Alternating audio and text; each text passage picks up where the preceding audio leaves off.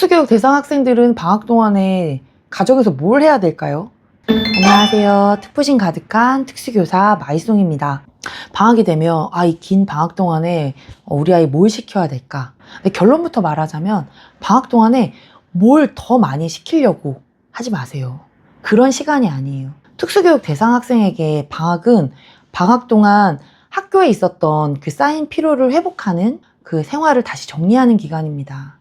그렇다 그래서 그러면 우리 아이 그냥 방학 동안 놀게 하면 되나요? 절대 그러면 안 되죠. 방학 숙제라는 것이 막 더 학습을 시켜야겠다 이런 게 아니라 그동안에 우리 아이가 했던 학교 생활을 한번 정리하는 시간인 거예요. 유지하는 것. 학교를 방학 때 끝나고 돌아오면 이 아이가 더 퇴행하는 경우가 있어요. 이거는 어떤 아이들은 집에서 학습지를 너무 많이 시켜가지고 학습지만 보면 막 기겁을 하는 친구들도 있거든요. 저는 방학 동안에 특수교육 대상 학생들은 방학 동안에 방학 숙제로 뭔가 새로운 것을 한다기보다는 그러면 부모님들도 부담스러워요. 기존에 했던 것을 유지하는 기간이라고 생각해 주셨으면 좋겠습니다. 그러면 보호자분들도 덜 부담스럽거든요. 방학 동안에 제일 중요한 건 생활 리듬입니다. 보호자분들이 이제 학기 중에 아이들이 계속 학교를 왔다 갔다 한 것이 되게 짠해서 방학 시작되면 늦잠도 자기 해주려고 그러고 못 보던 영상도 좀 많이 보여주고 싶어 해요. 그래야지 보호자분들도 하루 종일 있는 아이와 함께 있으려면 좀 편하거든요. 그런데 이 기상 시간과 식사 시간은 정말 중요합니다. 학교와 패턴을 똑같이 해주셔야 돼요. 이게 달라지면 나중에 특히 방학은 길거든요. 겨울방학은. 그 겨울방학이 지나고 새학기가 됐을 때 다시 그 리듬을 잡는데 3, 4월을 쓰게 돼요.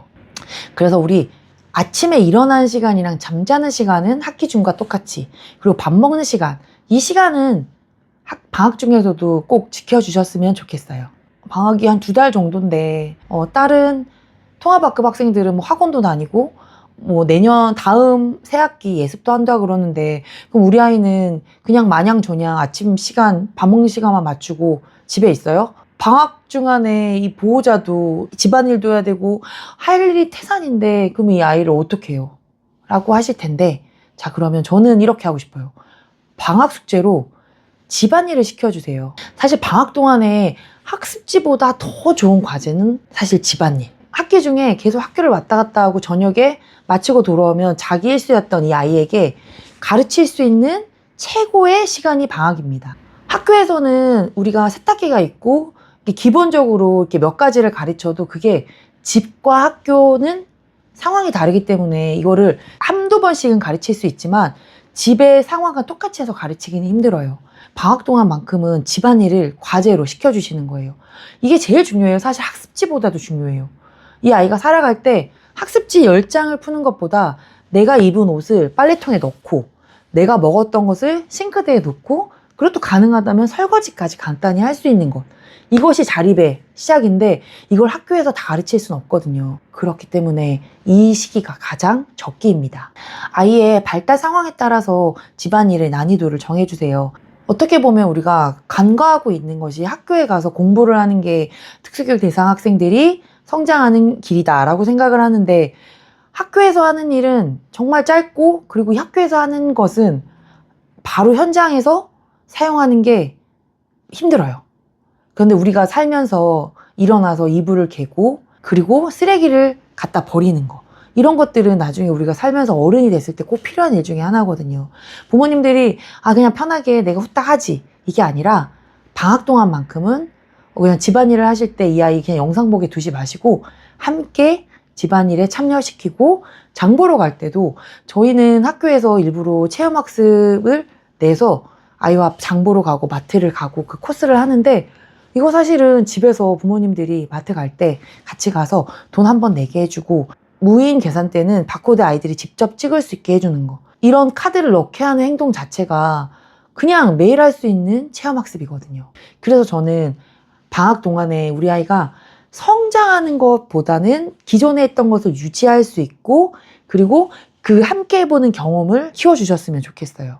자, 방학 동안에 한번 숙제를 한번 만들어 볼까요? 자, 방학 동안에 부모님들도 일도 나가셔야 되고 그리고 집에서 일하시는 부모님들도 이 아이가 방학인데 이 아이를 데리고 방학 동안에 집에서 일을 하셔야 되는데 우리가 이 아이에게 뭘 해줄까? 그런 부담부터 가지지 마시고 쉬운 것부터 해요. 첫 번째, 일어나는 시간, 자는 시간, 그리고 기본적으로 밥 먹는 시간은 학교와 패턴을 똑같이 해주세요. 이 두 번째, 쉬운 집안일부터 함께 해주세요. 그리고 세 번째, 그리고 밖에 나갔을 때 마트나 그런 활동 같은 것을 일부러 만드셔서 이 아이가 할 수 있도록, 그것이 체험활동입니다. 돈을 주고 비싼 체험활동을 하는 게 체험활동이 아니라 학원을 가야지만 대단한 걸 배우는 게 아니라 집에서 부모와 함께 할 수 있는 아주 쉬운 것부터 우리 아이들이 해내느냐, 그리고 경험과 함께 한다는 것, 이 감정을 느낄 수 있으면 3월 달에 왔을 때 특수교사가 봐도 이 아이가 방학 동안에 뭔가를 했구나, 이것을 몸소 느끼게 되더라고요. 여러분들도 방학 너무 부담스러워하지 마시고 뭔가 큰 돈을 내서 어디를 뭔가 배운다가 아니라 집에서 함께 이런 방학 숙제로 집안일을 내주세요. 자, 그러면 오늘은 여기까지. 특부심 가득한 특수교사 마이송이었습니다. 안녕.